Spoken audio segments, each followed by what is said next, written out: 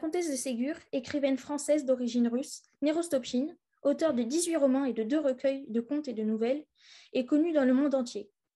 Née en 1799 à Saint-Pétersbourg, même année que l'année de naissance de Balzac, auquel elle est souvent comparée, et morte en 1874 à Paris à l'âge de 75 ans, ne cesse de ravir les enfants. Pourtant, elle intéresse aussi les adultes, comme Madame Caroline Eliachev, que nous accueillons aujourd'hui avec grand plaisir. Bonjour Madame Eliachev, pouvez-vous vous présenter à la communauté de Zubout? Ben oui, bien sûr, je suis ravie d'être avec vous et très, très honorée d'avoir été invitée. Oui. Quelle est votre première question? Oui. Pouvez-vous vous présenter à la communauté de Zubout? Alors, je suis pédopsychiatre et psychanalyste. C'est-à-dire que je m'occupe essentiellement d'enfants, mais quand on s'occupe d'enfants, on s'occupe aussi de leurs parents, et même de parents qui sont parfois restés des grands-enfants. Et puis, je suis psychanalyste, qui est une formation différente de la médecine. Et donc, je reçois voilà, des enfants, des parents qui ont des problèmes et surtout qui ont envie de les résoudre. Merci des problèmes dans leur tête, on va dire. Je commence avec la première question. Quand avez-vous découvert la comtesse de Ségur et qu'est-ce qui vous attire chez la comtesse de Ségur?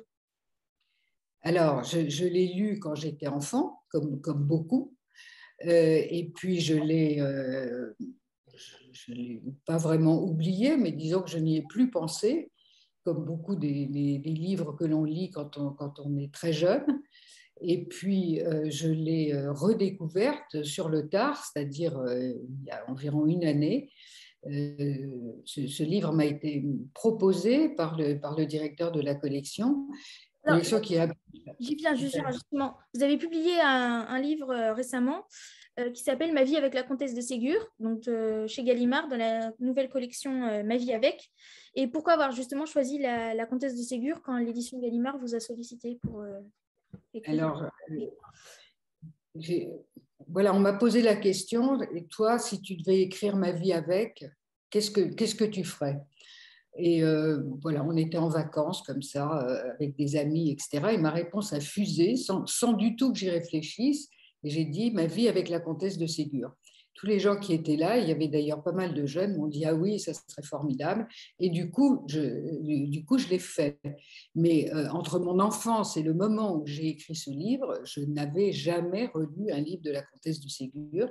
Et là, ces œuvres sont publiées en œuvre complète et non pas en petits volumes pour les enfants. Et donc, j'ai tout relu d'un bout à l'autre avec mes yeux d'adulte et de professionnel, donc avec une lecture totalement différente. Et en même temps, je me suis interrogée pour savoir pourquoi elle intéressait tellement les enfants, qu'est-ce qui faisait, à mon avis, l'intérêt enfin, pourquoi les enfants étaient tellement intéressés, pourquoi ils les lisaient depuis des générations. Et c'est à ça que j'ai essayé de répondre. Et en même temps, que cette collection est un peu particulière puisqu'il s'agit de Ma vie avec. Et donc, alors peut-être, je ne sais pas si vous écrivez déjà, mais quand vous écrirez un livre très sérieux, vous verrez qu'au cours de l'écriture de ce livre, on pense à des tas de choses. On pense, ça rappelle des souvenirs, ça rappelle sa propre histoire, etc. Là, le principe de ce livre est justement de dire ce à quoi fait penser ce que l'on est en train d'écrire. Voilà, donc c'est pas une biographie, ça n'est pas qu'une biographie de la comtesse de Ségur ou une analyse de ses livres. Il y a aussi un va-et-vient entre sa vie, ma profession, en quoi la façon dont elle traite les enfants peut rappeler des choses dans ma vie professionnelle, par exemple. D'accord. Alors, j'ai plusieurs questions sur ce que vous venez de dire. Sur ce que vous venez de dire. Et alors, la première, c'est quand vous dites j'ai relu La Comtesse de Ségur avec d'autres yeux d'adulte. Moi, je viens de relire la trilogie de Fleurville que j'avais lue quand j'étais vraiment enfant, c'est-à-dire 6 ou 7 ans, et je ne vois pas vraiment la même chose. Donc, ah oui, je pense que quand on relit les choses à différents âges de la vie, on ne voit pas la même chose.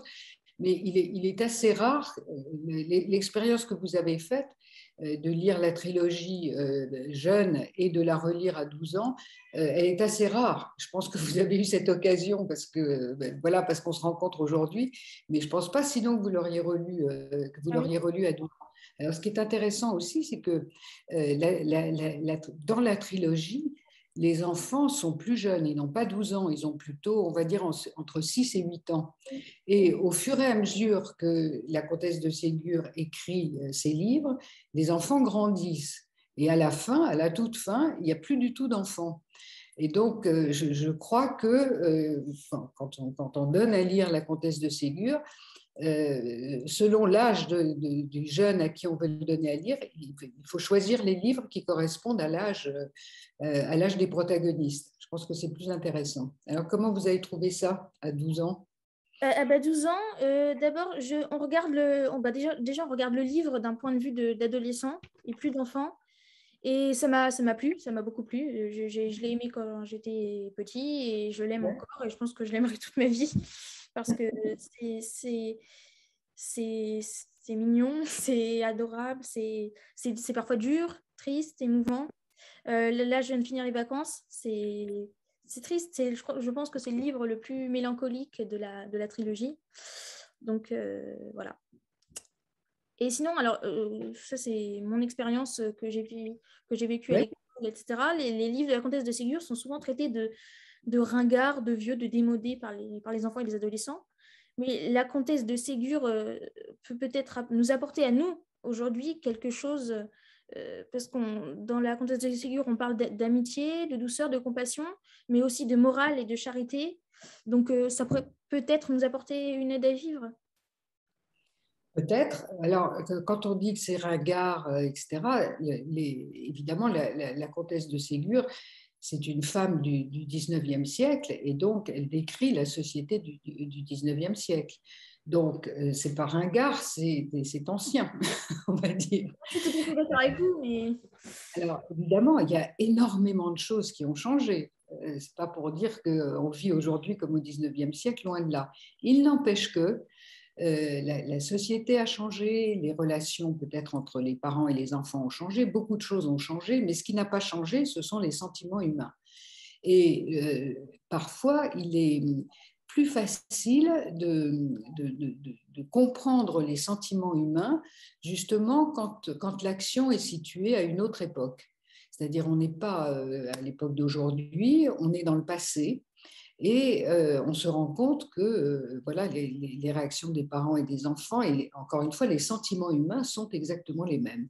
Et parfois, ça permet d'être, je dirais, plus touché que lorsqu'on lit un roman d'aujourd'hui. donc, est-ce que vous pouvez nous décrire un petit peu la vie de la comtesse de Ségur, la vie de la comtesse de Ségur La vie de la comtesse de Ségur, alors elle est née en Russie, elle est russe, ses parents sont russes, elle est née à Saint-Pétersbourg.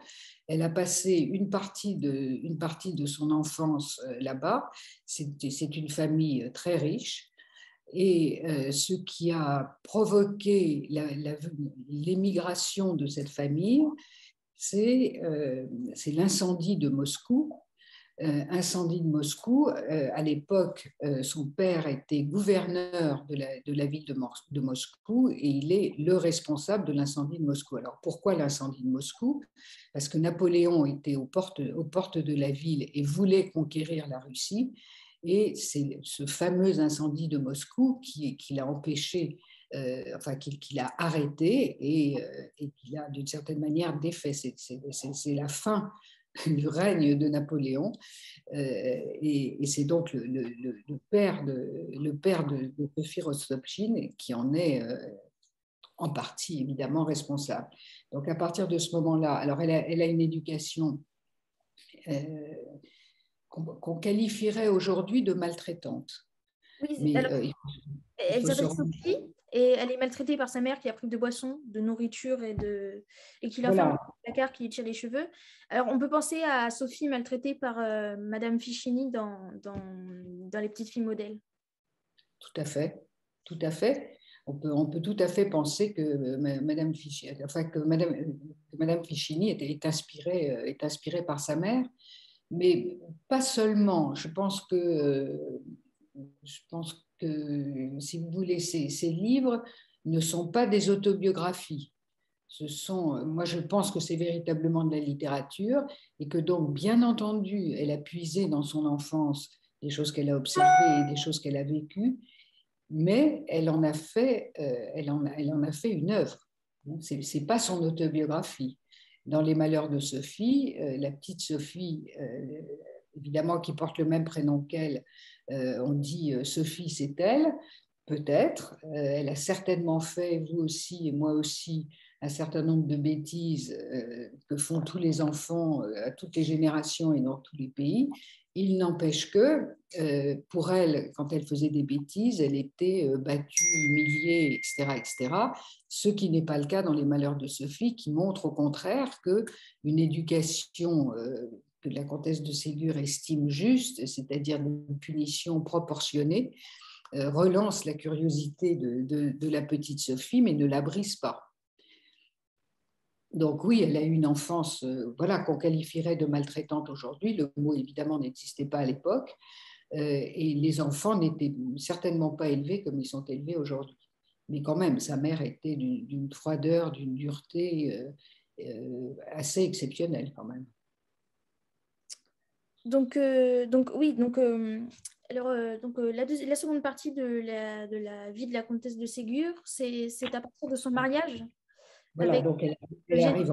elle arrive en France, c'est une jeune fille de 18 ans, elle est belle, elle parle français, elle vient aussi pour se marier, et donc elle rencontre Eugène de Ségur, qui est un jeune aristocrate du même âge qu'elle, et c'est ce qu'on appelle un mariage arrangé, mais un mariage qui a arrangé tout le monde, les parents et les enfants. Donc elle se marie, et en quelques années, elle a 8 enfants, je crois, j'espère que je ne me trompe pas, donc il n'est absolument pas question d'écrire. Elle préfère vivre à la campagne, elle n'est pas du tout mondaine, contrairement à son mari, donc elle préfère vivre à la campagne. Et c'est seulement à l'âge de 53 ans, quand elle aura eu tous ses enfants, et même au moment de la naissance de sa première petite fille, qu'elle va commencer à écrire. Alors, elle écrivait déjà auparavant. Elle n'a pas commencé à écrire, elle a commencé à publier à ce moment-là. Alors, une femme à l'époque pouvait écrire, bien entendu, mais les femmes étaient très peu publiées et ça n'était pas très bien vu, surtout dans son milieu aristocratique.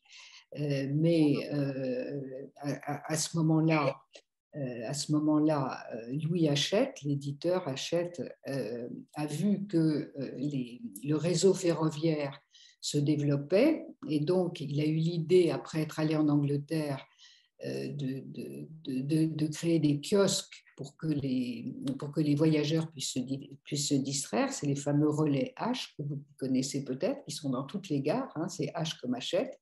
Et donc il avait besoin d'auteurs pour toutes ces collections. Et c'est la création de la Bibliothèque Rose qui était destinée aux garçons comme aux filles. Ça voulait dire livre pour enfants. À ce moment-là, elle publie. Alors, son mari, qui était aristocrate mais désargenté, avait un poste au chemin de fer, et donc l'a présenté à Louis Hachette, et elle a commencé à publier un livre qu'elle avait déjà écrit qui concernait la santé des enfants, et immédiatement après, elle lui a envoyé d'autres livres, et sa longue aventure éditoriale commence. Voilà, mais elle a déjà une cinquantaine d'années à ce moment-là. Donc elle meurt en 1874 à Paris à l'âge de 75 ans. Et donc, voilà. Moi, après avoir publié 20 livres. une vingtaine de livres. Une vingtaine de livres, des pièces de théâtre, des contes. Enfin, elle a été très prolixe. Elle a commencé tard. Et est-ce que vous trouvez, bon, c'est pas forcément évident, des écrivains qui se rapprochent aujourd'hui du style ou de l'écriture de la comtesse de Ségur? Alors, du style, je n'en connais pas. Mais moi, j'ai l'idée que, si vous voulez, après avoir lu Un bon petit diable, par exemple, je me suis dit que aujourd'hui, elle écrirait Mortelle-Adèle. Voilà, un personnage comme ça, une résistante impertinente. Mais aujourd'hui, il y a une littérature pour enfants qui est absolument remarquable, très, très abondante et d'excellente qualité, ce qui n'était pas du tout le cas à l'époque. Voilà, c'est le début, c'est la Bibliothèque Rose, il y a quelques auteurs, mais il n'y en a pas beaucoup. Aujourd'hui, vous avez un choix absolument gigantesque. Mais moi, je la verrais assez bien auteur de Mortelle-Adèle. J'ai dit exactement la même chose sur mon site, sur le blog, sur mon blog. Oui.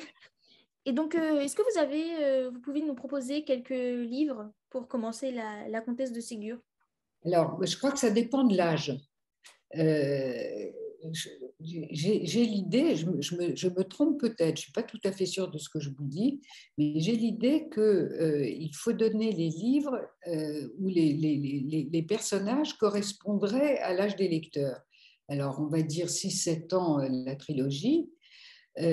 Ensuite, je crois on peut tout lire. Alors, j'ai des préférés, bien entendu. Mon préféré, c'est François de Bossu. Mais j'aime énormément Un bon petit diable. Moi aussi, Euh, j'ai trouvé que c'était très, très drôle et très remarquable. voilà, hein, Un bon petit diable, c'est un résistant. Hein. Alors, vous me disiez tout à l'heure, est-ce qu'il y a des auteurs qui lui ressembleraient? Alors, aujourd'hui, bon, je vous ai répondu Mortelle-Adèle. Quand on lit Un bon petit diable, évidemment, ça fait penser à Dickens. Et elle-même avait lu Dickens et s'en était clairement inspirée. Hein, je veux dire, elle ne tombe pas du ciel. Elle-même a lu beaucoup de choses. Dickens qui n'était pas forcément d'ailleurs destiné aux enfants. Donc voilà, moi j'aime François Le Bossu, j'aime Lannes Cadichon, bien sûr, j'aime Pauvre Blaise, qui est, enfin c'est un autre genre pour les plus grands. Je ne suis pas sûre que j'aime beaucoup Pauvre Blaise. Qu'est-ce qu'il y a? Attendez, j'en ai là, donc comme je ne les ai pas tous en tête. Quel amour d'enfant, bien sûr. Alors, un peu plus grand, hein, à votre âge, il faut lire quel amour d'enfant. À 12 ans, il faut lire Quel amour d'enfant. Et par Et exemple, La fortune de Gaspard, j'ai beaucoup aimé aussi. J'ai beaucoup La aimé. fortune de Gaspard, excellent. Excellent, oui. La fortune de Gaspard, c'est un de ses derniers livres. Et La fortune de Gaspard, il y a quasiment plus d'enfants. Hein, la fortune de Gaspard, c'est le début du capitalisme, de l'industrialisation, etc., etc. C'est un livre extrêmement profond. C'est pas Alors, vraiment. oui, Enfin, donc, je disais moi, sur le... Oui. moi, j'ai l'idée que les enfants peuvent à peu près tout lire, mais la fortune de Gaspard, enfin, décrit vraiment les débuts du capitalisme. On peut y voir beaucoup de choses. Qu'est-ce Et que alors, j'aime? Attendez, je vais vous dire.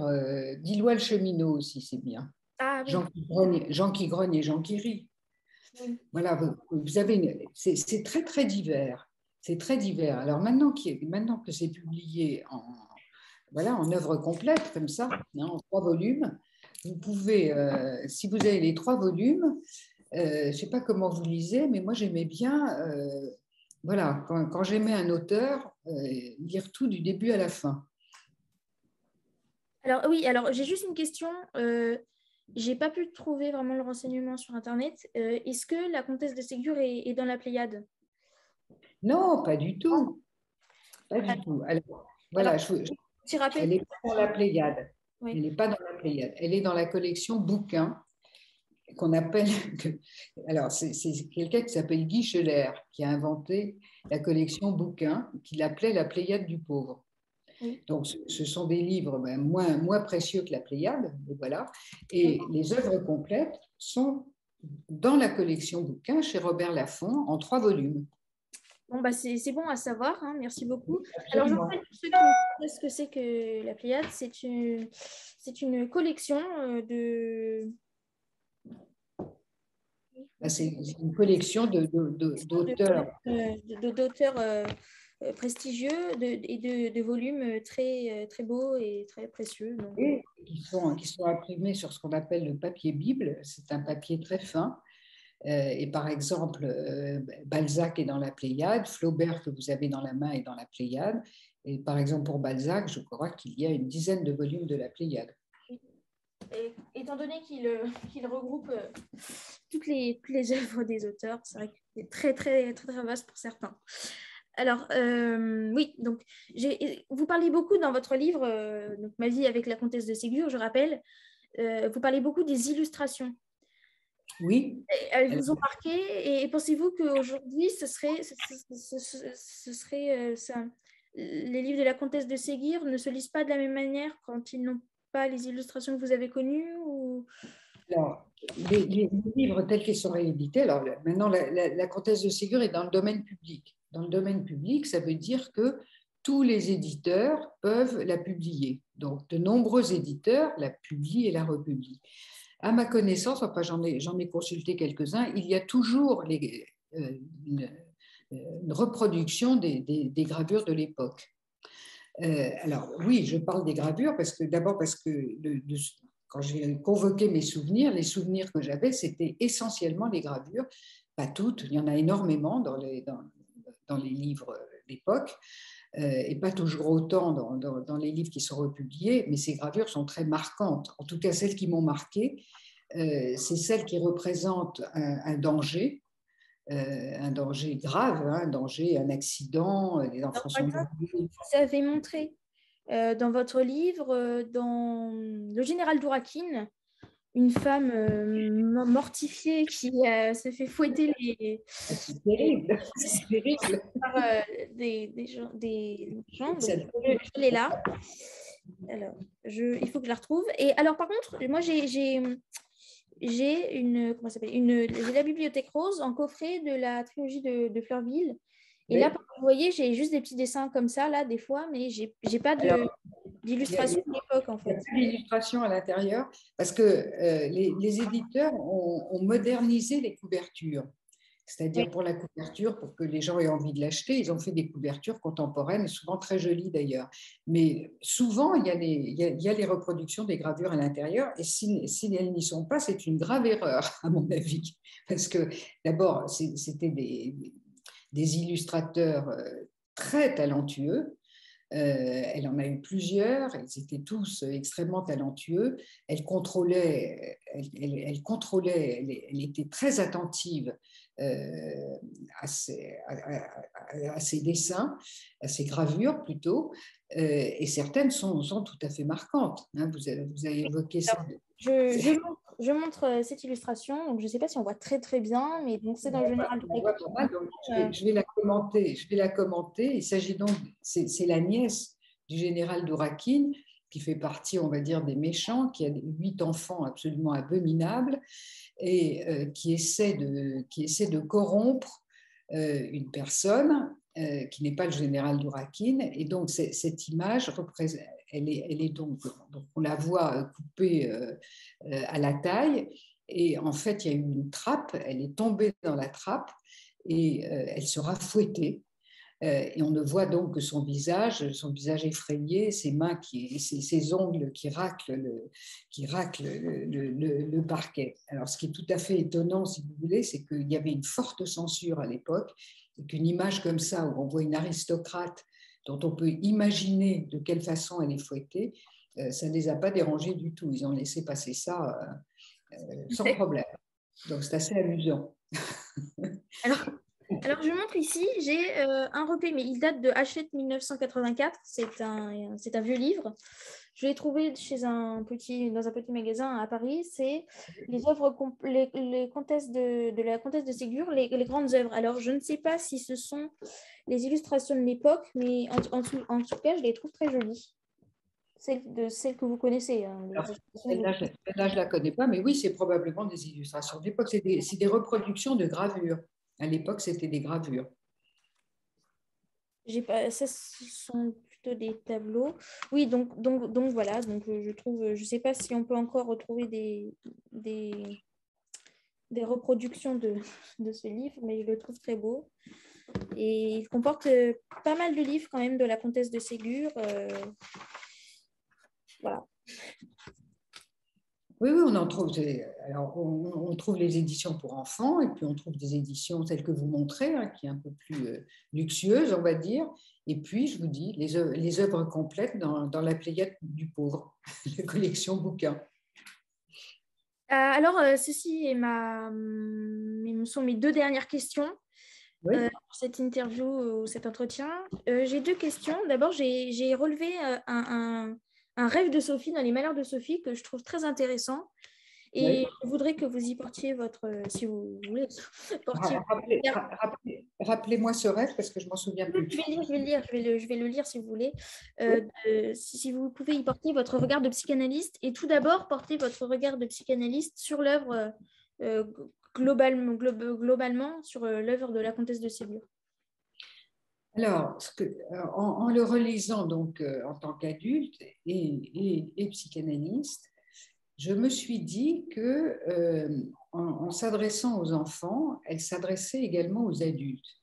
Et évidemment, je sais qu'à l'époque, les adultes lisaient ces livres avant de les confier aux enfants, pour savoir si c'était moral, etc., etc. Et donc, je me suis dit, quel message veut-elle leur faire passer? Qu'est-ce qu'elle veut dire aux adultes? Et j'ai pensé que le message sous-jacent à énormément de ces livres consistait à dire les enfants ne sont pas méchants, voleurs, tyranniques par nature, ils sont le pur produit de l'éducation qu'ils reçoivent. À l'époque, c'était tout à fait révolutionnaire. Je veux dire, on est bien avant la psychanalyse.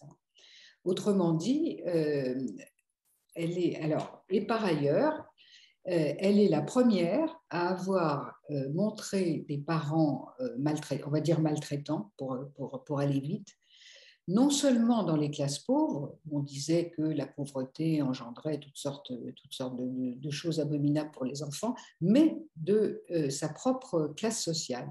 Autrement dit, les parents dans la comtesse de Ségur sont soit bienveillants, justes, etc., etc., mais d'autres sont brutaux, tyranniques, maltraitants. Et elle est vraiment la première à avoir critiqué les parents. Alors, dans les contes de fées, par exemple, ce ne sont jamais directement les parents qui sont mis en cause. C'est la belle-mère, c'est l'ogre, enfin, ça n'est jamais le père ou la mère. À l'époque, les parents étaient tout puissants, le père en particulier, et jamais on ne mettait en cause les parents, en particulier quand les enfants se plaignaient. Et donc, en ça, je trouve qu'elle est tout à fait moderne, d'une part, et surtout précurseur de tout ce qui allait se passer par la suite. Alors, je crois que les enfants perçoivent ça. Hein. Je pense que les enfants perçoivent qu'elle défend leur cause. On se rend compte, oui, déjà qu'elle parle beaucoup des enfants, qu'elle aime beaucoup les enfants, que d'ailleurs son signe du zodiaque ou astrologique est cancer, donc ça symbolise. Je ne savais pas, vous m'apprenez quelque chose, c'est très bien. Voilà.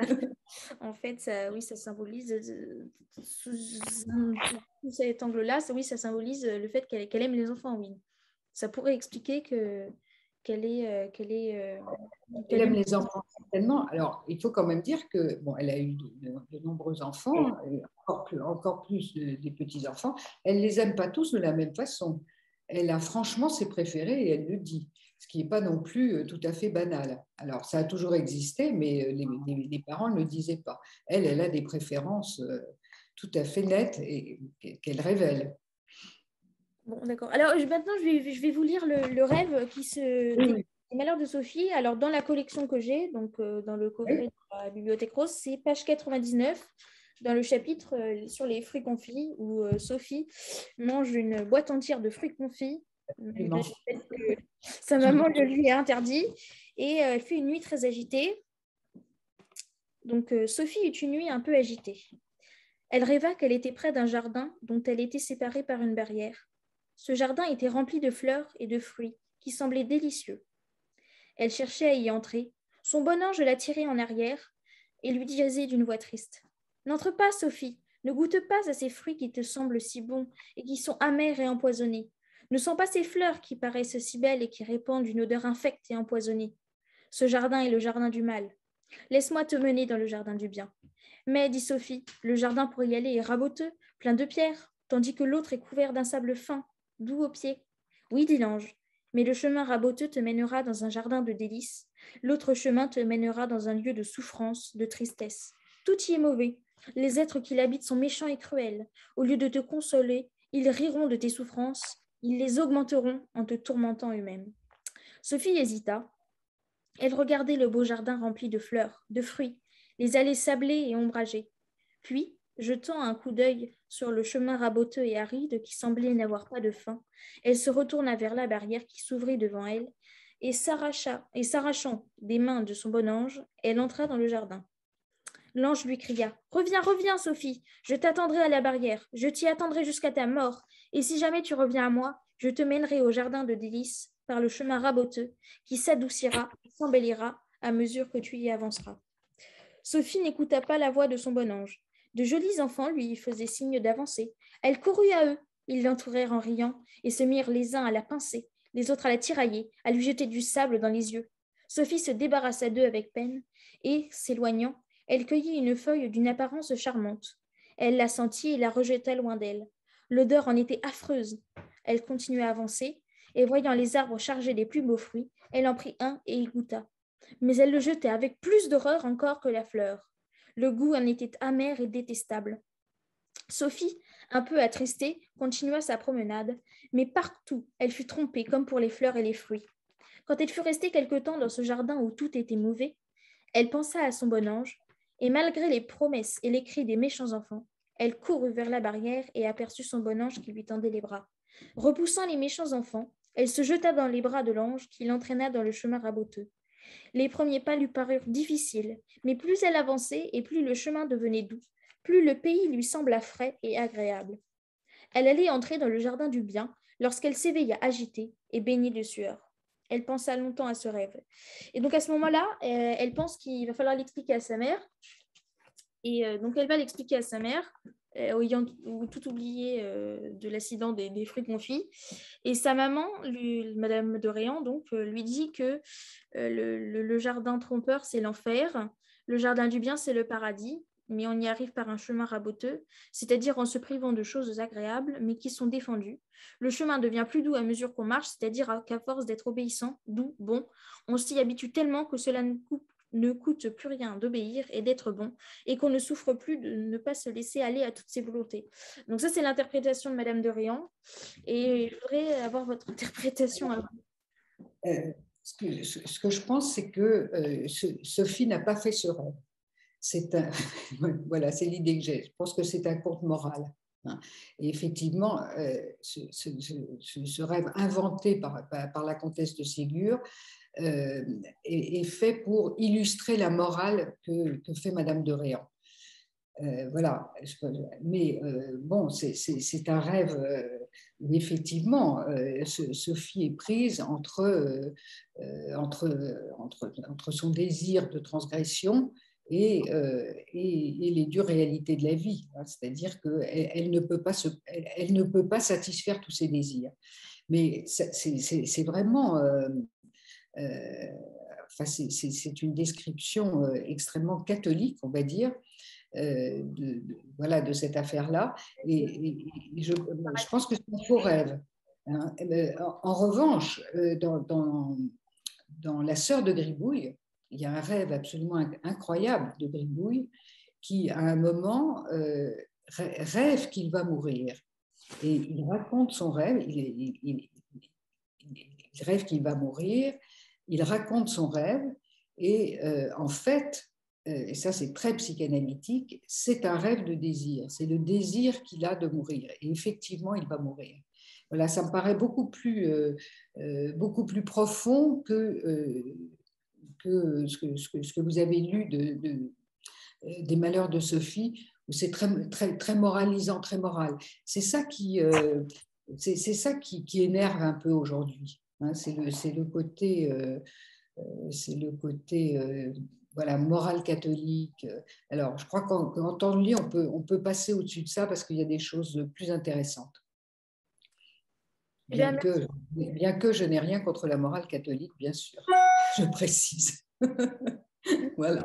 Voilà. Alors, je vous remercie beaucoup parce que malheureusement, j'aurais aimé vous poser plus de questions, mais Bah, j'ai écoute, épuisé mon stock.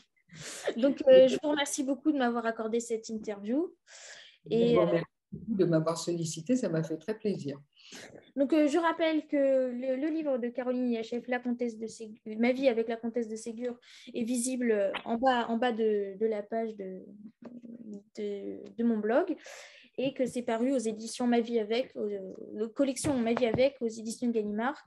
Merci encore, Madame et Caroline Yachev, et bonne fin de journée.